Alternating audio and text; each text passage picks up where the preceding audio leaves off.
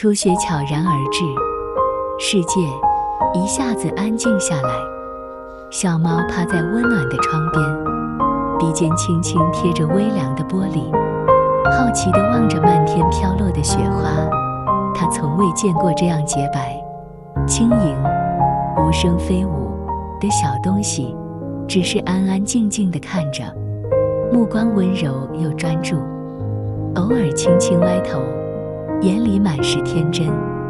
屋内暖意融融，窗外雪落无声。